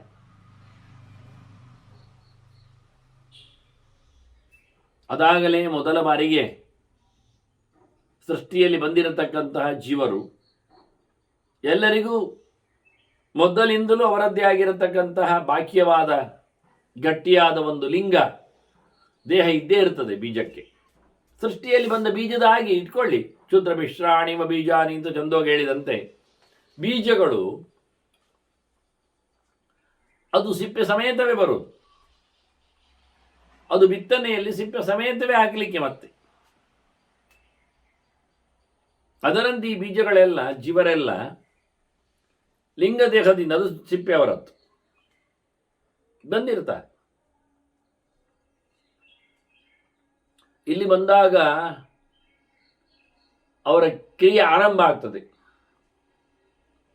ಸೃಷ್ಟಿಗೆ ಬಂದ ಬಳಿಕ ಕ್ರಿಯೆ ಆರಂಭ. ನಿದ್ದೆಯಿಂದ ಎಚ್ಚರಾದ ಬಳಿಕ ಏನು ಕೆಲಸ ಮಾಡಿ ಶುರು ಮಾಡ್ತಾನೆ. ಹಾಗೆ ಅವನ ಯೋಗ್ಯತೆ ಅಂದ್ರೆ ಅದು ಬೀಜಗಳೆಲ್ಲ ಅವುಗಳದ್ದೇ ಯೋಗ್ಯತೆಯಲ್ಲಿ ಕೂತವುಗಳು ಸಹಜ. ಯೋಗ್ಯತೆಯಂತೆ ಮಾನಸವಾದ ಕ್ರಿಯೆಗಳು ನಡೀತವೆ. ಅದು ಹೇಗೆ ಅಂತ ಕೇಳಿದರೆ, ಹೊರಗೆ ಬಂದ ತಕ್ಷಣ ಯೋಚನೆಗೆ ಮನಸ್ಸು ತೆರೆದುಕೊಳ್ಳೋದ್ರಿಂದ ಅವನು ಒಳಿತನ್ನು ಯೋಚನೆ ಮಾಡುತ್ತಾನೆ. ಒಳ್ಳೆಯವನಾಗಿದ್ದರೆ ಬೀಜ ಜೀವ ದೇವರ ನೆನಪಾಗತ್ತೆ.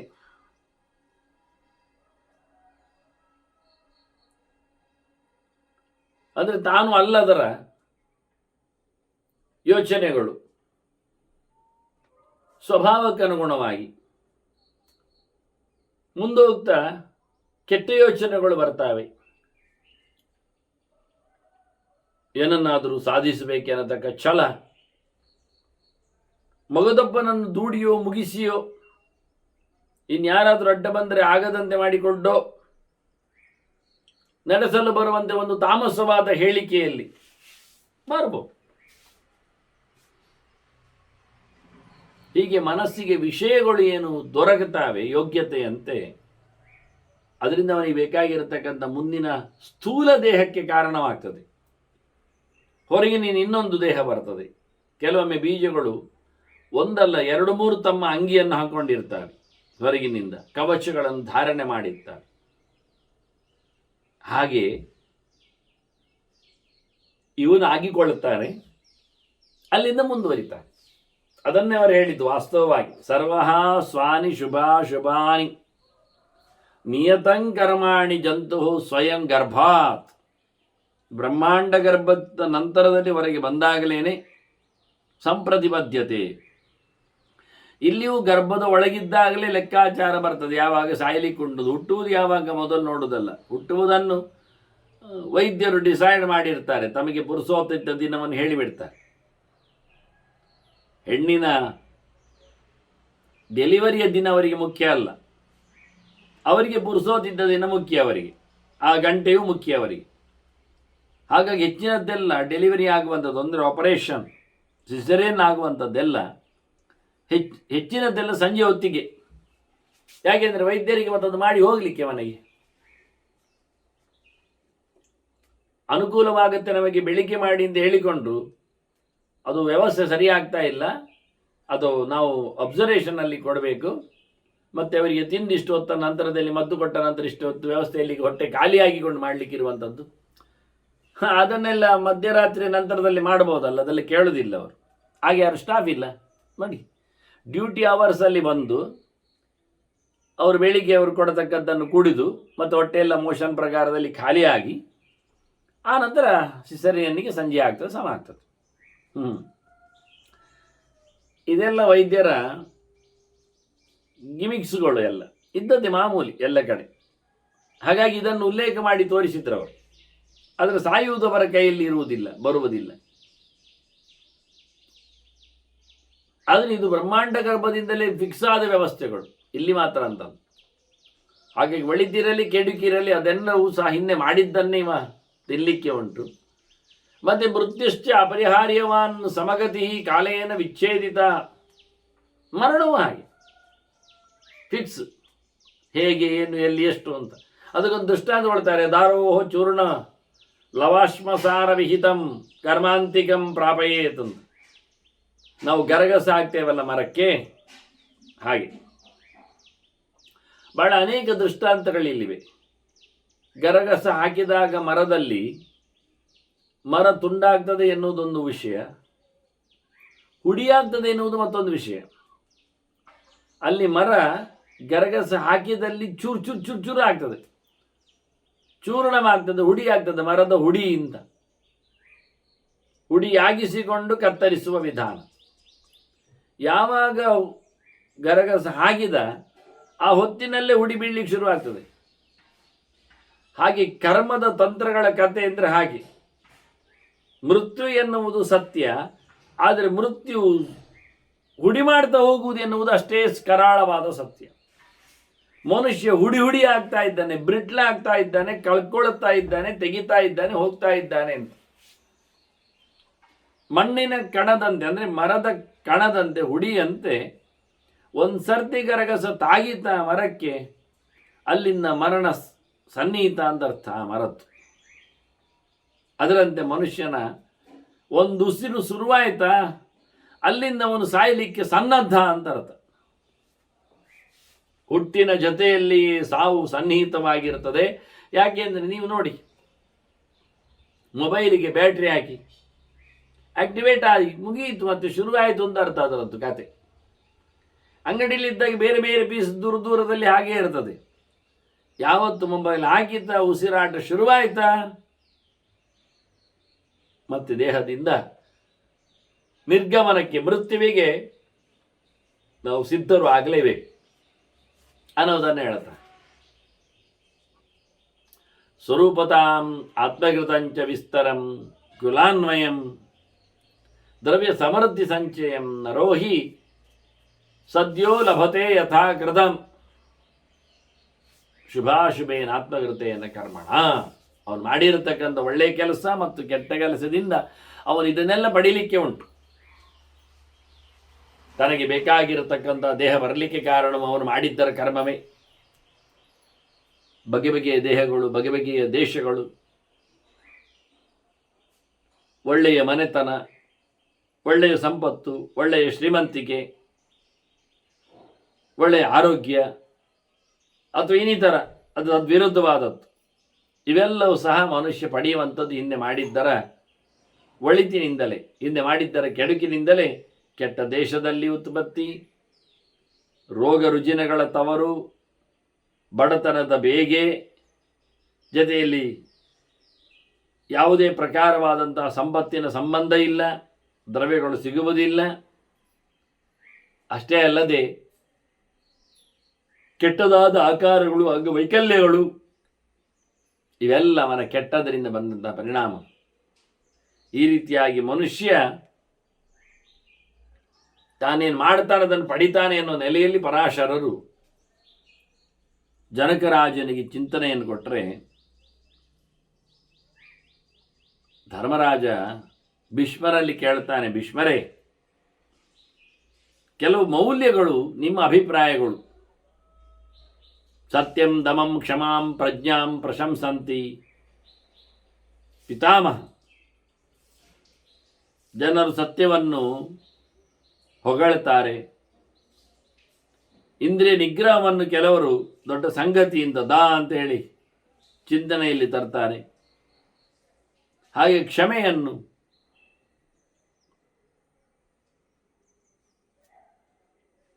ದೊಡ್ಡವಾದ ದಾನ ಅಂತ ತಿಳಿಸ್ತಾರೆ. ಪ್ರಜ್ಞಾಂ, ದೇವರ ಎಚ್ಚರ, ಜ್ಞಾನ, ಶಾಸ್ತ್ರದ ಅರಿವು, ಇದು ಕಮ್ಮಿ ಅಲ್ಲ. ಹಾಗಾಗಿ ಬದುಕಿನಲ್ಲಿ ಪ್ರಾಮಾಣಿಕವಾದ ನಡೆ, ಇಂದ್ರಿಯಗಳ ನಿಗ್ರಹ, ಎಲ್ಲವನ್ನು ಕ್ಷಮಿಸುವ ಬಗೆ ಅಂದರೆ ಉದಾರತೆ, ಹೃದಯ ವೈಶಾಲ್ಯ, ಸಹಿಷ್ಣುತೆ, ಇದು ನಮ್ಮ ಅಭಿಪ್ರಾಯ. ಕಥಮೇ ತತ್ಸ್ ಮದಂತವ. ನೀವು ಇದರ ಬಗ್ಗೆ ಕಮೆಂಟ್ಸ್, ಕೌಂಟರ್ ನೀವು ಹೇಳಬೇಕು ಅಂತ ಕೇಳುತ್ತಾ. ಭೀಷ್ಮರದಕ್ಕೆ ನಾನು ನಿನಗೊಂದು ನಡೆದ ಘಟನೆ ಹೇಳ್ತೇನೆ ಅಂತ ಶುರು ಮಾಡುತ್ತೆ. ಹಂಸ ಅಂದರೆ ಹಕ್ಕಿ, ಬಹಳ ಚೆನ್ನಾಗಿರುತ್ತೆ. ಬ್ರಹ್ಮನ ವಾಹನ ಅಲ್ವಾ. ಬ್ರಹ್ಮನೇ ಹಂಸನಾಗಿದ್ದ ಕತೆ ಹೇಳ್ತೇನೆ ಅಂತಾರೆ ಈಗ ಅವರು. ಹಂಸೋ ಭೂತ್ವಾತ ಸೌವರ್ಣ, ಬಂಗಾರದ ಬಣ್ಣದಲ್ಲಿ ಚಂದವಾಗಿ ಹಂಸನಾಗಿ, ಅಜೋ ನಿತ್ಯ ಪ್ರಜಾಪತಿ ಸವೈ ಪರ್ಯೇತಿ ತ್ರೀನ್ ಲೋಕಾನ್. ಹಾಗೆ ಊರೂರು ತಿರುಗುವುದವ ಹಂಸನಾಗಿ, ಚತುರ್ಮುಖ, ಎಲ್ಲೆಡೆ ಹಾರತಾನೆ, ತನ್ನ ಲೋಕಗಳನ್ನೆಲ್ಲ ನೋಡುತ್ತಾ. ಹಾಗೆ ಅದು ಸಾಧ್ಯ ಉಪಾಗಮತ್. ಹಾಗೆ ಸಾಧ್ಯರನ್ನು ಬಂದು ಸೇರಿದ. ವಿಶ್ವಾಸಾಧ್ಯ ಮರುತ್ವತಿ ವಸು ಮುಹೂರ್ತ ಸಂಕಲ್ಪ ಅಂತ ಹೇಳಿಕೊಂಡು ದಕ್ಷನ ಮಗಳೆಂದಿರು. ಅದನ್ನು ಕಶ್ಯಪ ಮದುವೆಯಾಗಿದ್ದಾನೆ. ಹಾಗಾಗಿ ಅಲ್ಲಿಂದ ಹುಟ್ಟಿ ಬಂದವರು ಸಾಧ್ಯರು, ದೇವತೆಗಳು ಅಂತ. ಹೇಗೆ ಅದಿತಿಯನ್ನು ಮದುವೆಯಾಗಿದ್ದಾನೆ, ಅಲ್ಲಿಂದ ಹುಟ್ಟಿದವರು ಆದಿತ್ಯರಾದರು. ಹಾಗೆ ದಿತಿಯನ್ನು ಮದುವೆಯಾಗಿದ್ದಾನೆ, ಅಲ್ಲಿಂದ ಹುಟ್ಟಿದವರು ದೈತ್ಯರಾದರು. ಹಾಗೆ ವಿಶ್ವಾಳನ್ನು ಮದುವೆಯಾಗಿದ್ದಾನೆ, ಅಲ್ಲಿಂದ ಹುಟ್ಟಿದವರು ವಿಶ್ವೇ ದೇವತೆಗಳಾದರು. ಹಾಗೆ ವಸುಯನ್ನು ಹುಡುಗಿಯನ್ನು ಮದುವೆಯಾಗಿದೆ, ಅಲ್ಲಿಂದ ವಸುಗಳು ಹುಟ್ಟಿದ್ದಾರೆ. ಅದರಂತೆ ರುದ್ರನನ್ನು ಮದುವೆಯಾದವನಿದ್ದಾನೆ, ರುದ್ರ ಹುಡುಗಿಯನ್ನು ಋಷಿ, ಅಲ್ಲಿಂದ ರುದ್ರರು ಹುಟ್ಟಿದ್ದಾರೆ. ಹಾಗೆ ಅನೇಕ ಜನರು ದಕ್ಷನ ಮಗಳಂದಿರನ್ನು ಮದುವೆಯಾಗಿದ್ದಾರೆ, 60 ಹುಡುಗಿಯರ. ಹಾಗಾಗಿ ಅಲ್ಲಲ್ಲಿ ಆ ಹುಡುಗಿಯರ ಹೆಸರಿನಿಂದ ವಂಶಗಳು ಬೆಳೆದಿವೆ. ಹಾಗಾಗಿ ಇಲ್ಲಿ ಸಾಧ್ಯರು ಅವರನ್ನು ಮಾತಾಡಿಸಿದ್ರು. ಅಲ್ಲಿ ಬಂದರು. ಬರುವಾಗ ಸಾಧ್ಯರು ಅವರನ್ನು ಕೇಳುತ್ತಾರೆ ಹಕ್ಕಿ ಹತ್ರ, ಪೃಚ್ಛಾಮಸ್ತ್ವ ಮೋಕ್ಷ ಧರ್ಮಂ, ನಿನ್ನಲ್ಲಿ ನಾವು ಮೋಕ್ಷ ಧರ್ಮದ ಬಗ್ಗೆ ಕೇಳ್ತೇವೆ ಅಂತ ಹೇಳಿ ಹಕ್ಕಿ ಹತ್ರ, ಹಂಸದ ಹತ್ರ ಸಾಧ್ಯರು ಹೇಳಿದರು. ಭವಾನ್ ಕಿಲ ಮೋಕ್ಷವಿತ್, ನಿನಗೆ ಮೋಕ್ಷ ಗೊತ್ತುಂಟಲ್ವಾ ಅಂತ ಹೇಳ್ತಾರೆ. ನಿಮ್ಗೆ ಗೊತ್ತುಂಟು, ನಮ್ಗೆ ಗೊತ್ತುಂಟು ಅಂತ ಅವ್ರು ಹೇಳೋದು. ನಾವು ಕೇಳಿದ್ದೇವೆ ನಿನ್ನ ಬಗ್ಗೆ. ಇವತ್ತು ಮಾತಾಡಿಸುವುದು ಈಗ ವಿಷಯ ಕೇಳಿದ್ದಾರೆ. ಎಲ್ಲ ಕಡೆ ತಿರುಗ್ತಾ ಇದ್ದಾರೆ, ಎಲ್ಲರಿಗೂ ಗೊತ್ತಿದೆ. ಬ್ರಹ್ಮದೇವ ಹಂಸನಾಗಿ ತಿರುಗಿದ್ದಾನೆ ಎಂದು ಗೊತ್ತಿದೆ ಅವರಿಗೆ. ಶ್ರುತೋಸಿನಃ ಪಂಡಿತೋ ಧೀರವಾದಿ ಸಾಧುಶಬ್ದ ಪತತಸ್ತೆ ಪದತ್ರೇನ್. ಬ್ರಹ್ಮದೇವ ಅಂತ ಗೊತ್ತಾಗಿರಬೇಕು ಅಂತ ಮುಖ್ಯ ಅಲ್ಲದಿಂದಲೂ, ನೀನು ಹಾರುವಾಗ ರೆಕ್ಕೆಯ ಬಡಿತದಲ್ಲಿ ನನಗೆ ಚಂದವಾದ ಶಬ್ದಗಳು ಕೇಳುತ್ತದೆ, ಮಾತುಗಳು ಕೇಳಿ ಬರ್ತವೆ. ಹೀಗೆಲ್ಲ ನಾನು ಕೇಳಿದ್ದೇನೆ. ಹಿಂದೆಲ್ಲ ನಾವೆಲ್ಲ ಊರಲ್ಲಿ ಎಲ್ಲ ತಿಳ್ಕೊಂಡಿದ್ದೇವೆ. ನೀನು ಹಾರುವಾಗ ಚಂದವಾಗಿ ಶಬ್ದ ಮಾಡುತ್ತೀಯಂತೆ, ಒಳ್ಳೆ ರೀತಿಯಾದಂಥ ಚಿಂತನೆಗಳು ಬರ್ತದೆ, ದೇವರ ಎಚ್ಚರವನ್ನು ಕಾಪಾಡಿಕೊಳ್ಳತಕ್ಕಂಥ ವೇದಗಳು ಅಲ್ಲಿಂದ ಆವಿಷ್ಕಾರ ಆಗ್ತದೆ ಅಂತ. ನಮ್ಮಲ್ಲಿ ಒಂದು ಪ್ರಶ್ನೆ, ಕಿಂ ಮನ್ಯಸೆ ಶ್ರೇಷ್ಠತಮಂ ದ್ವಿಜತ್ವಂ ಕಸ್ಮಿನ್ ಮನಸ್ತೆ ರಮತೆ ಮಹಾತ್ಮನ್. ಶ್ರೇಷ್ಠವಾದ ಸಂಗತಿ ಏನು ಹೇಳು. ನೀನು ಪಂಡಿತ, ಧೀರವಾದಿ, ಮನಸ್ಸಿನಲ್ಲಿ ಇದ್ದದ್ದನ್ನು ಹೇಳಲಿಕ್ಕೆ ಸಮರ್ಥ, ನೀನು ಒಳ್ಳೆ ಬುದ್ಧಿಮಂತ, ನನಗೊಂದು ಮಾತು ಹೇಳಬೇಕು, ನಿನ್ನ ಮನಸ್ಸು ಯಾರಲ್ಲಿ ಯಾವತ್ತೂ ಆಸಕ್ತವಾಗಿರುವುದು? ದೊಡ್ಡತನಕ್ಕೆ ಕಾರಣ ಏನದು? ತನ್ನ ಕಾರ್ಯಂ ಪಕ್ಷಿವರ ಪ್ರಸಾದಿಯತ್ ಕಾರ್ಯಾಣ ಮನ್ಯತೆ ಶ್ರೇಷ್ಠಮೇಕಂ. ಇದ್ದದ್ರಲ್ಲಿ ಒಳ್ಳೆಯ ಕೆಲಸ ಏನು ಹೇಳು ನೋಡ. ಅದರಿಂದ ಒಳ್ಳೇದಾಗಬೇಕು. ಸುಮಾರು ಹೇಳಬಾರ್ದು, ಒಂದೇ ಹೇಳಬೇಕು. ಇದ್ದದ್ರಲ್ಲಿ ದೊಡ್ಡದಾದ ಕೆಲಸವನ್ನು ನಮಗೆ ತಿಳಿಸಿಕೊಡ್ಬೇಕು. ಮಾಡಿದ್ದರಿಂದ ಮನುಷ್ಯ ಎಲ್ಲ ಕಟ್ಟುಗಳಿಂದ ಬಿಚ್ಚಿಕೊಂಡು ಹೋಗ್ಬೇಕು. ಯದ್ಕೃತ್ವಾವೈ ಪುರುಷ ಸರ್ವಬಂಧೈ ವಿಮುಚ್ಯತೆ ವಿಹಗೇಂದ್ರ ಇಹ ಶೀಘ್ರ. ಇಲ್ಲಿಯ ನಮ್ಮ ತೊಂದರೆಗಳಿಂದ, ಕಟ್ಟುಪಾಡುಗಳಿಂದ ಬಿಚ್ಚಿಕೊಂಡು ಹೋಗುವಕ್ಕೆ ಏನು ಮಾಡಲಿಕ್ಕೆ ಉಂಟು ಹೇಳು? ಅದಕ್ಕೆ ಅಂಶ ಹೇಳ್ತಾನೆ, ಇದಂಕಾರ್ಯಂ, ಇದು ಮಾಡಲಿಕ್ಕೆ ಉಂಟು. ಅಮೃತಾಶಾಹ, ಓ ಅಮೃತವನ್ನು ಕುಡಿದವರೇ, ದೇವತೆಗಳೇ ಅಂತ ಕರೆದು ಹೇಳ್ತಾನೆ. ಸಾಧ್ಯರೇ ಶೃಣಧ್ವಂ, ಕೇಳಿ. ಇದು ಮಾಡಲಿಕ್ಕೆ ಎಂಥದ್ದು? ತಪೋದಮಃ ಸತ್ಯಂ ಆತ್ಮಾಭಿಗುಪ್ತಿ. ಒಳ್ಳೆ ಬಗೆಯಿಂದ ತಪಸ್ಸು ಮಾಡಬೇಕು. ಎಲ್ಲ ಪ್ರಕಾರದ್ದು ದೇವರೇಚ್ಛರ, ಶಾರೀರಿಕವಾದ ನಿಗ್ರಹ, ದಮಃ ಇಂದ್ರಿಯಗಳ ಸಂಯಮ, ಸೊಕ್ಕು ಬಾರದಿರುವಂತೆ ಮಾಡುವಂಥದ್ದು. ತಪಸ್ಸು ಅಂದರೆ ಚಿಂತನೆ ಗಟ್ಟಿಯಾಗಿ ಬಿಟ್ಟರೆ ಮತ್ತೆ ತಾನೇ ದೊಡ್ಡವ ಅಂತ ಹೇಳಿಕೊಂಡು ಅಭಿಮಾನ ಬಿಡುತ್ತದೆ. ಅದು ತಪ್ಪು ಅಂತ. ಹಾಗೆ ಒಳ್ಳೆಯದನ್ನು ಇನ್ನೊಬ್ಬರಿಗೆ ಹೇಳಿಕೊಡಬೇಕಲ್ಲ, ತಿಳಿಸ್ಬೇಕಲ್ಲ. ಮತ್ತೆ ಅದರೊಟ್ಟಿಗೆ ದೇವರನ್ನು ಪ್ರಚಾರ ಮಾಡೋದು ಬೇಡವಾ? ತಿಳಿಸಿಕೊಡುವಾಗ ಸುಳ್ಳು ಹೇಳಲಿಕ್ಕೆ ಬರ್ತದ? ಭಗವಂತನನ್ನು ಬಹಳ ಸುಂದರವಾಗಿ ರಹಸ್ಯವಾಗಿ ಮುಚ್ಚಿಟ್ಟು ತಿಳಿಸಿಕೊಡ್ಬೇಕು. ತಿಳಿಸಿಕೊಡುವಾಗ ಅದು ದುಷ್ಟರಿಗೆ ಮತ್ತೆ ಕೇಳಿಬಿಟ್ರೆ, ಅದರ ನೆಲೆಯಲ್ಲಿ ತಮ್ಮನ್ನು ನಾವು ಚೆನ್ನಾಗಿ ನೋಡಿಕೊಳ್ಳಬೇಕು.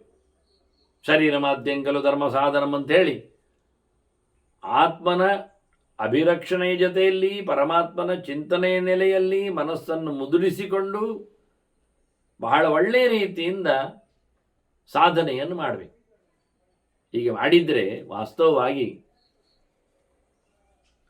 ಈ ಲೋಕದಲ್ಲಿರತಕ್ಕಂಥ ಮನಸ್ಸಿನಲ್ಲಿ ಸೇರಿಕೊಂಡಿರತಕ್ಕಂಥ ಏನೊಂದು ಕೊಂಡಿಗಳಿವೆ, ಅದನ್ನು ಕಳಿಚಲಿಕ್ಕೆ ಆಗ್ತದೆ. ಗ್ರಂಥೀನ್ ವಿಮುಚ್ಯ ಹೃದಯಸ್ಯ ಸರ್ವಾನ್ನ ಪ್ರಿಯಾ ಪ್ರಿಯೇ ಸ್ವಂ ವಶಂ ಆನಯಿತ. ಒಳ್ಳೆಯದನ್ನಾಗಲಿ ಕೆಟ್ಟದ್ದನ್ನಾಗಲಿ ತನ್ನ ವಶದಲ್ಲಿಟ್ಟುಕೊಂಡು ಬಂದಾಗ, ಬೀಗದೆ ಹೋದಾಗ ಬಾಗದೆ, ಎಲ್ಲವನ್ನು ಬಹಳ ಚೆನ್ನಾಗಿ ಉಪಯೋಗಿಸಿಕೊಳ್ಳಲಿಕ್ಕೆ ಬರಬೇಕು. ಆಗ ಒಳ್ಳೆಯ ರೀತಿಯಿಂದ ಆಗ್ತದೆ ಅಂತ. ಇದಕ್ಕಾಗಿ ಇನ್ನೊಬ್ಬರನ್ನೆಲ್ಲ ಹಿಂಸಿಸುವುದೆಲ್ಲ ಸಮಯ ಇಲ್ಲ. ನಾರೊಂದದ ಸ್ಯಾತ್ ನ ನೃಶಂಸಮಾದಿ, ಬಾಯಲ್ಲಿ ಕಠೋರವಾಗಿ ಮಾತಾಡುವಾಗೇ ಇಲ್ಲ. ನ ಹೀನತಃ ಪರಮ ಅಭ್ಯಾದತೀತ, ನಮಗಿಂತ ಕೆಳಗಿನವರಲ್ಲೆಲ್ಲ ಹೋಗಿ ಏನೇನು ಕೇಳಿ ತಿಳ್ಕೊಳ್ಳುವುದು ಸಮಯ ಇಲ್ಲ. ಅದು ಒಳ್ಳೆಯದಲ್ಲ. ಯಾಸ್ಯ ವಾಚಾ ಪರ ಉದ್ವಿಜೇತ ನತಾಂ ವದೇತ್ ಋಷತೀಂ ಪಾಪಲೋಕ್ಯ. ನರಕಕ್ಕೆ ಹೋಗುವಂಥ ಮಾತುಗಳನ್ನೆಲ್ಲ ಮಾತಾಡಬಾರ್ದು. ಮತ್ತೊಬ್ಬರಿಗೆ ನೋವು ಆಗುವ ಹಾಗೆ, ಅವರು ಟೆನ್ಷನ್ ಪಡೆಯುವ ಹಾಗೆ, ಉದ್ವೇಗಕ್ಕೆ ಒಳಗಾಗುವಂಥ ಮಾತುಗಳು ಬರಬಾರ್ದು. ಮನುಷ್ಯನ ಮಾತುಗಳು ಇನ್ನೊಬ್ಬರನ್ನು ಚುಚ್ಚಿದರೆ, ಅದು ಗಾಯ ಆಗಿಬಿಟ್ರೆ ಅದು ಬಹಳಷ್ಟು ಹಿಂಸಕವಾಗಿರುತ್ತದೆ. ವಾಕ್ ಸಾಯಕಾಹ ವದನಾತ್ ನಿಷ್ಪತಂತ್, ಬಾಯಿಂದ ಬಾಣಗಳು ಜೋರು ಬರ್ತಾವೆ ಮಾತುಗಳು. ವೈರಾಹತಃ ಶೋಚತಿ ರಾತ್ರಿ ಹಾನಿ, ಪೆಟ್ಟು ತಿನ್ನುವ ಮಾತಿನಲ್ಲಿ ಹಗಲು ರಾತ್ರಿ ಅನ್ನೋದು ಯೋಚನೆ ಮಾಡ್ತಾ ಇರ್ತಾನೆ. ಅದೇ ಸಾಕಲ್ಲ ಅವನಿಗೆ, ಮತ್ತೇನು ಬೇಕಾಗಿಲ್ಲ ಶಾಪಕ್ಕೆ. ಪರಸ್ಯ ನಾ ಮರ್ಮಸು ತೇ ಪತಂತಿ ತಾನು ಪಂಡಿತೋ ನಾಮಸೃಜೇತ್ ಪರೇಶ್. ಹಾಗಾಗಿ ಅಂತಹ ಬಿರುಸು ಮಾತುಗಳನ್ನು ಆಡಬಾರ್ದು. ಕಠೋರವಾದ ಹೃದಯ ಇರಬಾರ್ದು. ಮತ್ತೊಬ್ಬನನ್ನು ಘಾಸಿಗೊಳಿಸುವಂಥ ಗೆರೆಗಳು ಒಳ್ಳೆಯದಲ್ಲ ಅಂತಾನೆ. ಅಲ್ಲ, ಅವರು ಹೇಳೋದಿಲ್ವಾ? ಮಾರಾಯ ಪರಶ್ಚೇದೇನಂ ಅತಿವಾದವಾಣೈ ಭೃಶಂ ವಿದ್ಯೇತ್ ಶಮೇವ ಕಾರ್ಯ. ಅಂತ ಸಂದರ್ಭದಲ್ಲಿ ಸುಮ್ಮನೆ ಇರಬೇಕು. ಅವರು ಹೊಡೆದರು ಬಾಯಿ ಮುಚ್ಚಿರು, ತೆಪ್ಪಗಿರಬೇಕು. ಅವರು ನಮ್ಮನ್ನು ರೇಗಿಸ್ತಾರೆ, ಸಂರೋಪ್ಯಮಾಣ ಪ್ರತಿಮುಷ್ಯತೆ, ಆದರೂ ತೆಪ್ಪಗಿರಬೇಕು. ಆಗೇನಾಗ್ತದೆ? ಲಾಭ ಸ ಆದತ್ತೇ ಸುಕೃತಂ ವೈ ಪರಸ್ಯ. ಅದರಿಂದ ಬೈದವನ ಕೀಟಲೆ ಕೊಟ್ಟವನ ಪುಣ್ಯ ಎಲ್ಲ ನಮಗೆ ಬರ್ತದೆ.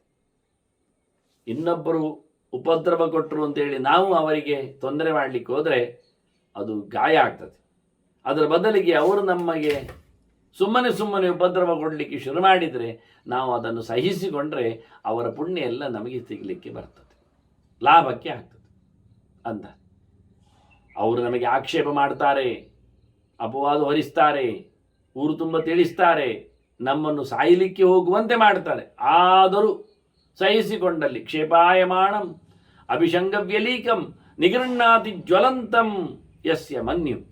ಅವನು ಕೋಪವನ್ನು ತಡ್ಕೊಂಡ ಅಂತ ಹೇಳಿದರೆ, ಅವನ ಮನಸ್ಸು ಹಾಳಾಗದಿದ್ದರೆ ಅದುಷ್ಟಜೇತಾ ಮುದಿತಃ ಅನಸೂಯು. ಯಾರ ಮೇಲೂ ಹೊಟ್ಟೆಗಿಚ್ಚು ಪಡೆದೆ ಸಂತೋಷದಲ್ಲಿ ಸುಮ್ಮನೆ ಕೂತರೆ ಅವನು ಖಂಡಿತವಾಗಿಯೂ ಸಾದತ್ತೇ ಸುಕೃತಂ ವೈ ಪರೇಶಾಂ, ಖಂಡಿತವಾಗಿಯೂ ಮತ್ತೊಬ್ಬನ ಪುಣ್ಯ ಪೂರ್ತಿ ಅವನಿಗೆ ಬರ್ತದೆ. ಹಾಗಾಗಿ ಯಾವಾಗಲೂ ಯಾರನ್ನು ಸಹ ಘಾಸಿಗೊಳಿಸದೆ ಅವರ ಪುಣ್ಯವನ್ನು ಪಡಿಬೇಕಾದ್ರೆ ತೆಪ್ಪಗಿರುವುದು ಚಂದ ದೇವರ ಎಚ್ಚರದಲ್ಲಿ ಅಂತ ತಿಳಿಸ್ತಾನೆ. ಹೀಗೆ ಇನ್ನೂ ಹಂಸನ ಗೀತೆ ಮುಂದುವರಿತದೆ. ಮತ್ತೆ ಕೇಳುವ ವಂದನೆಗಳೊಂದಿಗೆ ಶ್ರೀಕೃಷ್ಣ ನಾರಾಯಣ ನಾರಾಯಣ ನಾರಾಯಣ.